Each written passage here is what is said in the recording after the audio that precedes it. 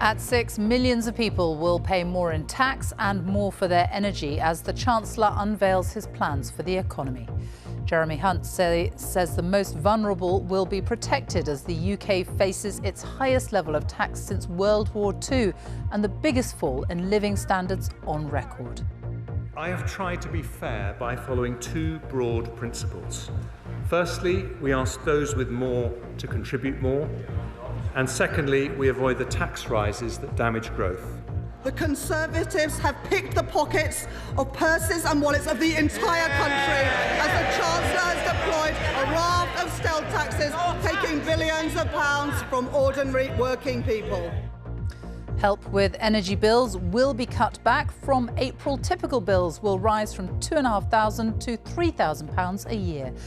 But pensions and benefits will go up by more than 10% in line with inflation, and the minimum wage will rise too. It's all looking positive. I'm quite happy. Yeah, I'm quite overwhelmed actually. How are we going to make ends meet? How are we going to pay for our bills? How are we going to pay for our gas and electric? I have absolutely no idea. On BBC London, from schools to social care, find out how the Chancellor's announcement will affect our services. Plus, we get reaction from Londoners about what it means for them.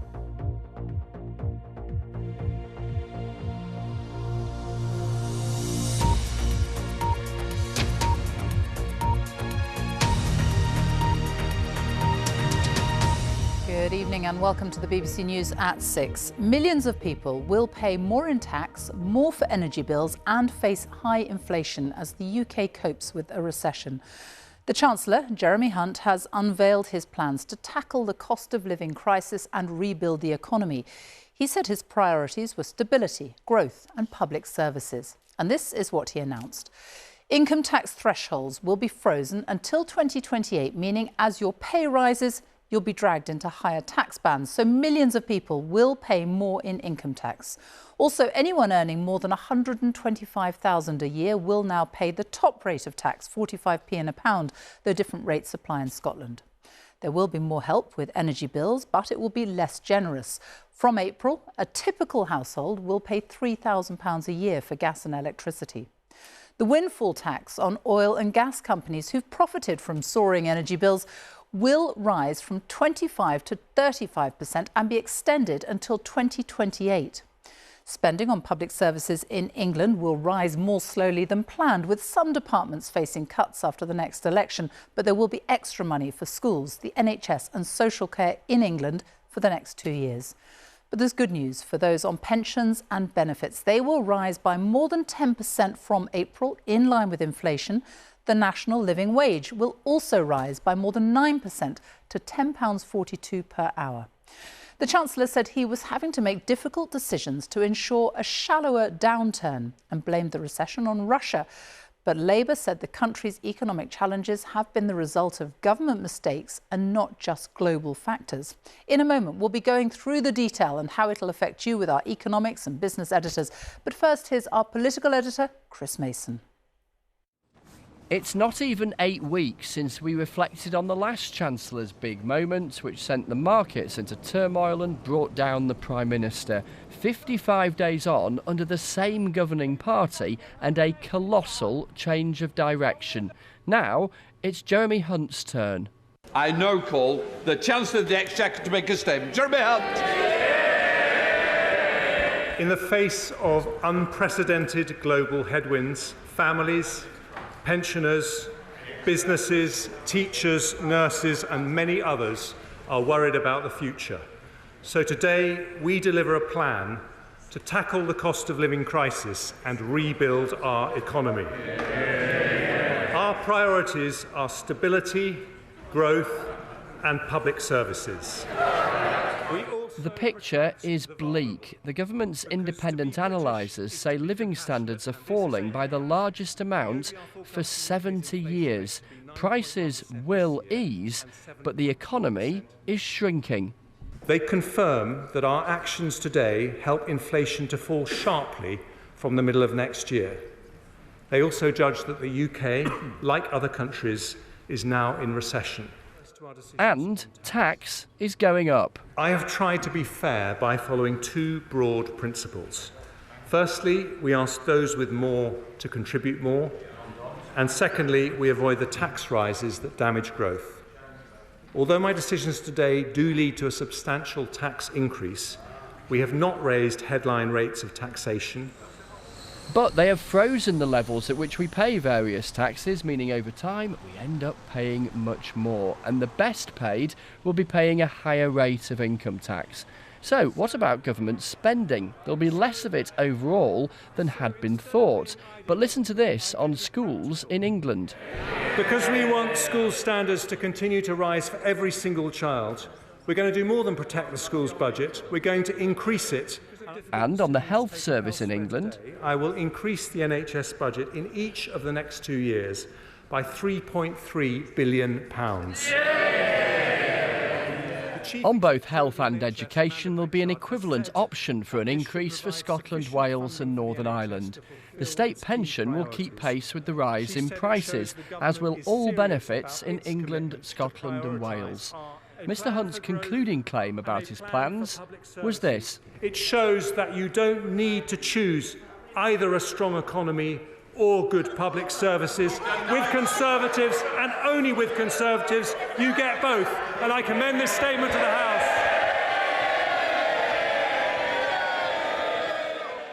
The opposition parties here responded with derision.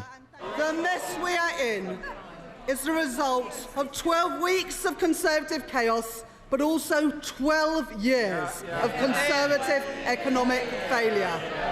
Growth dismal, investment down, wages squeezed, public services crumbling. These difficult choices are of nothing compared to what many of our constituents face. The Tories spent the summer squabbling in a leadership contest when they should have been preparing for this difficult winter ahead.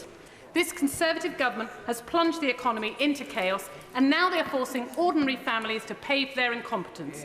For an average family, this will mean thousands of pounds in increased taxes and bills. Tell me what you've been doing here. At a school in South London this afternoon, I had the chance to ask Jeremy Hunt the questions you might want answering.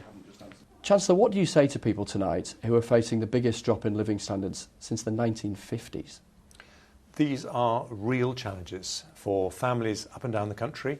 I'm not pretending these aren't going to be difficult times, but there's a plan, there's hope, and if we follow this plan, if we stick with it, we can get through to the other side, make the recession shallower than it might otherwise have been, and give hope to families that we can get back to more normality. In truth, though, you've ducked the difficult decisions, haven't you, until after the next election, when you might be gone?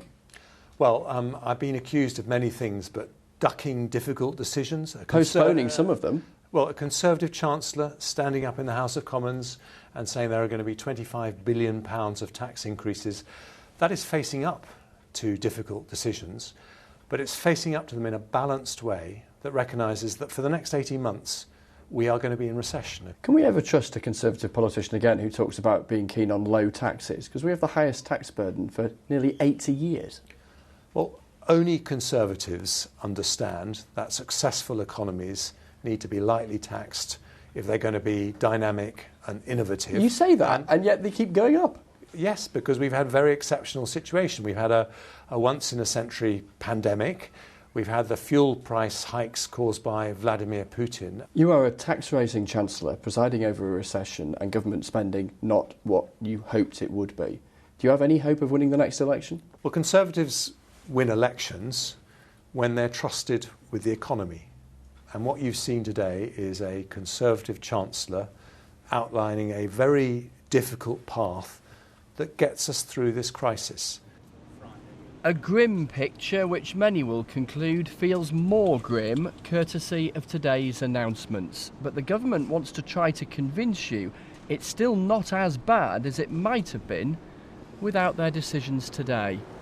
Budgets usually have a theatrical triumphalism, at least in part. There was none of that today. Jeremy Hunt striking a sombre, sober tone. And even the response from the opposition parties felt muted, at least in terms of its volume, because they and the government so well aware that for millions of households, things are so difficult now. Because for all of the rhetoric and the numbers today, one statistic stands out, that one from the government's independent analyst, the Office for Budget Responsibility, suggesting that biggest drop in living standards since the 1950s. Whatever else you hear today, that sets the political backdrop for the next couple of years. Chris Mason, Westminster, thank you. We'll tell you more about that because the UK, as Chris says, is facing the biggest fall in living standards since 1956, when records began. That is the prediction from the government's independent forecaster, the Office for Budget Responsibility. It said that once rising prices are taken into account, people's living standards will fall by 7% in the next few years. That's a decade of prosperity wiped out. The OBR also predicted that living standards will not recover to the levels they were last year for at least 6 years. Our economics editor, Faisal Islam, is here. Faisal.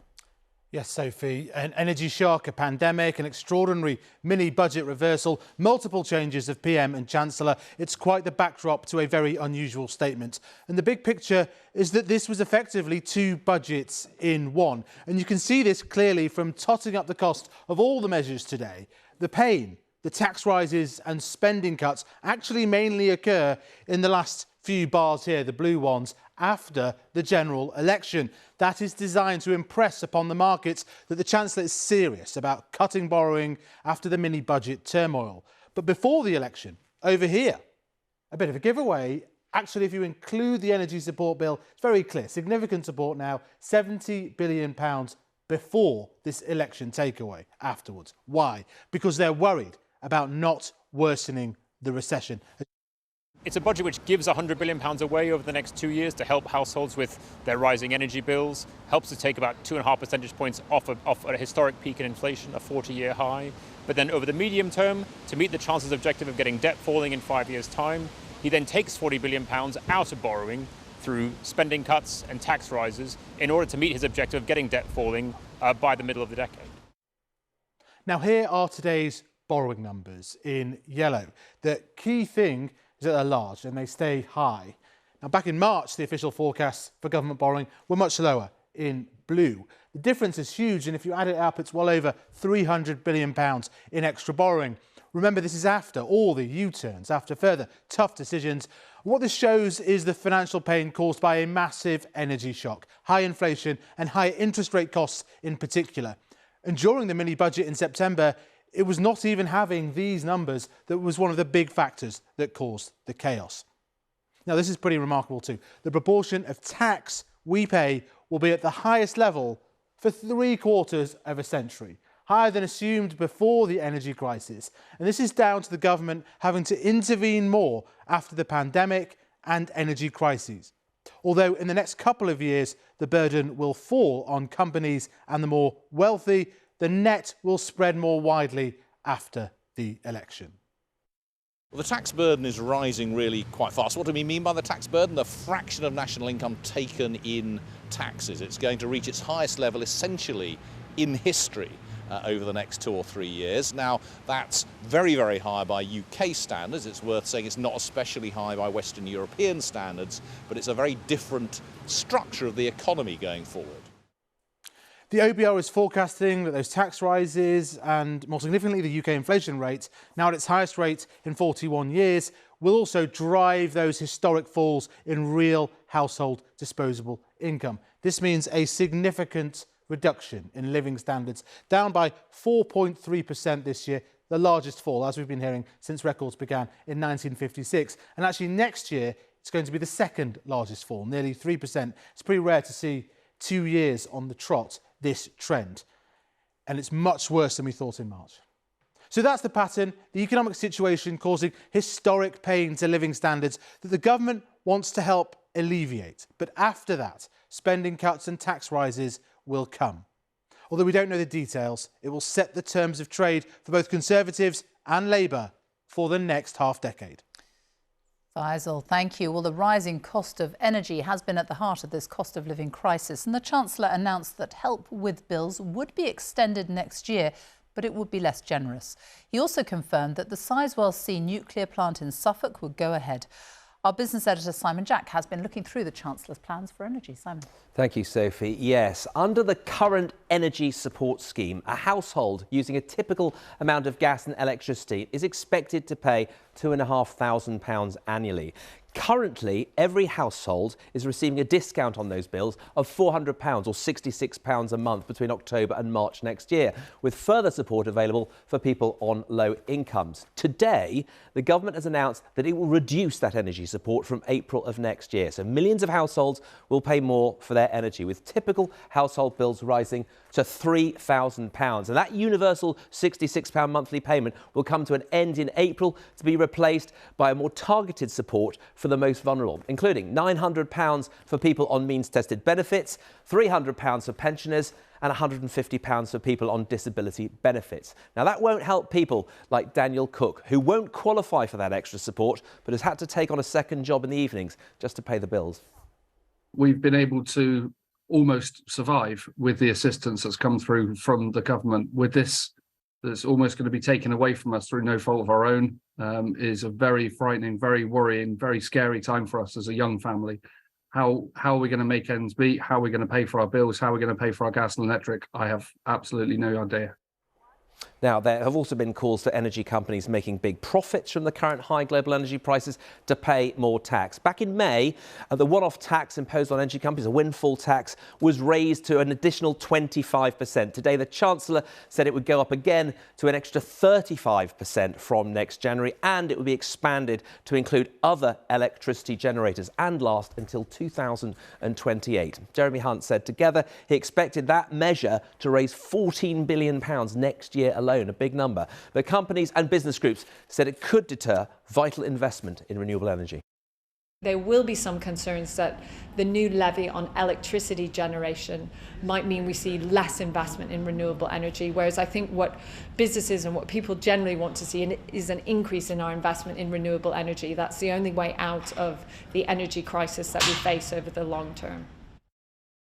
The thing that was missing today was any detail on how much support businesses will get with their energy bills from April next year. More detail was promised, but few firms will feel confident enough to invest and grow with that kind of uncertainty hanging over them. Sophie. Simon, thank you. And there is plenty more detail and analysis of the Chancellor's autumn statement, including what it means for you, on our website. That's bbc.co.uk/news, and you can find it all in the Cost of Living Tackling It Together section on the website. The time is coming up to 6:20, our top story this evening. Millions of people will pay more in tax and for their energy as the Chancellor unveils his plans for the economy. I'll be live here in Gloucester, where people have been working out what the Chancellor's announcement might mean for them. And on BBC London, we're with a West London business gauging reaction to the Chancellor's plans. Plus, pantomime season returns, but can Londoners still afford this Christmas tradition?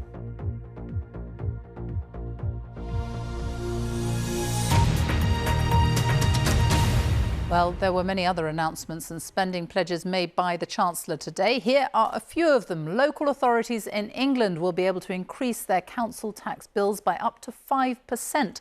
The vast majority are expected to do that. The money will go towards social care.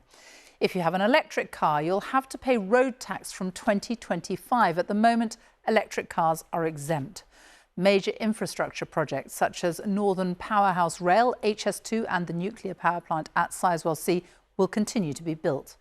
The overseas aid budget will be kept at 0.5% of national income, short of the government's 0.7% original target. And the defence budget will be kept at 2% of GDP. Well, Jeremy Hunt said he was trying to be fair. The better off will pay more, the most vulnerable will be protected. Our political correspondent Alex Forsyth has been finding out how his plans have been going down in the city of Gloucester. Alex. Sophie, when Rishi Sunak took over as Prime Minister just a matter of weeks ago, he said he would deliver on the manifesto his party was elected on in 2019. A big part of that was improving opportunities and living standards right across the country. But the economic reality that's been laid bare by the Chancellor today is that a lot of people are going to end up feeling much worse off. The music might have been upbeat at this folk session in Gloucester today, but the economic picture left plenty feeling bleak. Sarah runs an art group and says many of her members are already struggling to cope. She's fearful what more tax and less spending will mean for them. I just can't really see how they're going to manage at all. It's been a hell of a last couple of years and it just seems to kind of keep getting worse. Folk organiser Bill is clear where he thinks the blame sits, and he's far from convinced measures announced by the government to protect the poorest will be enough. They've caused the mess we were in. I'm sorry, I just don't trust them an inch. And all these things they say they're going to do will make very little difference. Although my pension's going to go up, so is the price of cake. That couldn't be more relevant for Julia, a mum of two who's run a cake-making business from home for 18 years. Every single ingredient has gone up. She says rising prices have had a real impact and she's worried about paying more for energy bills next year. People who aren't on benefits, who are working, like myself, I don't see an awful lot in that budget for me personally. I didn't hear anything that's going to make me feel more confident about how much my fuel's going to rise. So no, it didn't really ease any of my concerns at all. The pitch was well and truly rolled ahead of today's announcements, so players at this bowls club on the outskirts of Gloucester were prepared for many of the measures, but they were still watching closely for the detail. There's some highlights there that people of certain sectors, for instance pensioners, can say that really helps. But this population is not just pensioners. There are families underneath with young children and they are going to struggle. It's just a huge worry. I was pleased to hear about the money going into the NHS because it needs it desperately, and the schools, but that's always a good place to put them anyway, isn't it? They do need time to stabilise and for what they've suggested to work through the system. The government has chosen its course.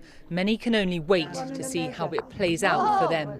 Alex Forsyth, BBC News, Gloucester. Well, let's assess the impact across the UK. In a moment, we'll hear from Thomas Morgan in Cardiff and Emma Vardy in Belfast. But first, let's go to our Scotland editor, James Cook, in Glasgow. The Chancellor, Jeremy Hunt, says his decision to increase public spending on health and education in England means there will be an extra £1.5 billion available for the Scottish Government's budget over 2 years, although the First Minister Nicola Sturgeon says that money is being swallowed up by inflation, and she accuses the Conservatives of reimposing austerity. Now, it'll be up to the Acting Finance Secretary John Swinney to decide how to spend the money he does have, and that will happen next month. He'll also have to decide whether or not to replicate some of the big tax changes in Mr Hunt's statement. Now, some of what the Chancellor set out does apply here, including, for example, the increases in pensions and in some benefits.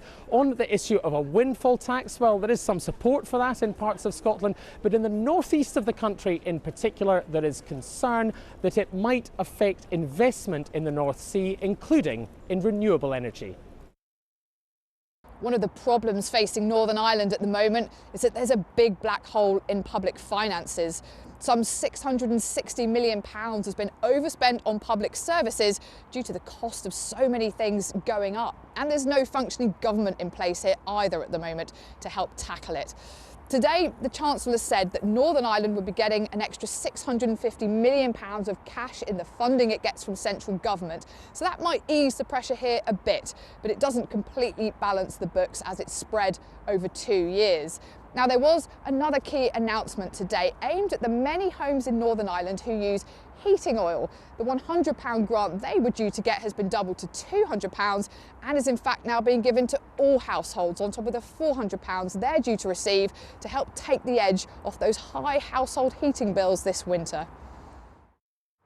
According to the ONS, when you compare the 4 home nations, Wales receives the highest amount of state support. So the decision today to raise benefits in line with inflation and keep the pensioners triple lock, well, no doubt that'll be a source of comfort for so many here in Wales. But the decision by Jeremy Hunt to keep public sector spending the same over the next 2 years, that's not been enough for the Welsh Labour government. Rebecca Evans, the Finance Minister for Wales, has said that people would be paying more for less at a time when public service budgets are being hamstrung by the rising cost of inflation. Now, many of the other announcements made today by the Chancellor, such as the energy price cap guarantee, the income tax freeze, that'll also be the same here in Wales. So really, the major announcement here in Wales, as was the case in Scotland and Northern Ireland, was the extra funding being made available, £1.2 billion over the next 2 years for Wales. It sounds like a large sum of money, but the Welsh Government say their budgets are down by £1.5 billion compared to last year due to the rising cost of inflation. The Welsh Labour Government once again taking a swipe at the Tories in Westminster for mismanaging the economy. Thomas Morgan there. Now a look at some other stories making the news today. The Royal College of Nursing says it will announce strike dates for December unless the government begins detailed negotiations on pay within 5 days. Last week, nursing staff at the majority of NHS employers across the UK voted to strike, and union leaders say recent meetings haven't resolved key issues. Ministers say they deeply regret that some nurses have voted to walk out. A court in the Netherlands has found 3 pro-Russian separatists guilty of murdering 298 people on board Malaysian Airlines flight MH17. The plane, which was carrying 10 British nationals, was shot down by a Russian missile as it flew over Ukraine in 2014. The men who were tried in their absence were given life sentences. Independent forecasts say the cost to the taxpayer for bailing out Bulb Energy is now £6.5 billion. It collapsed last year due to soaring wholesale gas and electricity prices and was placed in a government scheme to protect customers. Bulb's acquisition by Octopus Energy is currently delayed following concern from rival suppliers. And Royal Mail has asked the government if it can stop delivering letters on Saturdays and operate a Monday to Friday service. The company is predicting it will make losses of up to £450 million this year. Royal Mail says 8 days of strikes by workers have already cost it £100 million. We'll go back to the main story of the day and the Chancellor's plans to tackle the cost of living crisis. Jeremy Hunt said his plans would protect those on low incomes and the most vulnerable in society, with a rise in the living wage and a cap on rents for social housing. Michael Buchanan has spent the day in Southend getting reaction to the Chancellor's plans. 6:30 a.m. and lecturer Adam Weaver is preparing breakfast. There you go. Before heading out for an early meeting at his further education college. Each day, it seems, brings a new financial challenge for the father of 3. This morning getting the train, that's going to cost me £3 more than what it would cost me if I got it after 9:30, so I'll change what I have for lunch. As Adam heads out, he has little hope in the Chancellor's statement. Public sector wages, after all, have been squeezed for a decade. Over the road, Wendy Wilson is opening the local cafe. 2 months ago, rising prices forced her to give up her dogs. The pressure hasn't relented, even her son's offering to help. His pocket money, I give him on the 14th every month, and he wanted to give some back to me for the cost of the electrics, because he knows I'm struggling. So for a little 11-year-old boy to understand, it's quite sad. Cluny Square is home to high numbers of low-income families, many solely or partially dependent on benefits. The autumn statement really matters, therefore. Inflation for people here is higher than average, as they spend more of their money on food and energy. Wendy will be better off due to the rise in benefits and the minimum wage, the cap on social housing rents, and receive a £900 cost of living payment next year. Yeah, I'm quite overwhelmed, actually. You know, the minimum wage is going to help, and the benefits, just that rise, because it meet what's going on in the shops. So, yeah, happy days. At the Chippy, Jack Von Looy was serving the last of the lunchtime rush.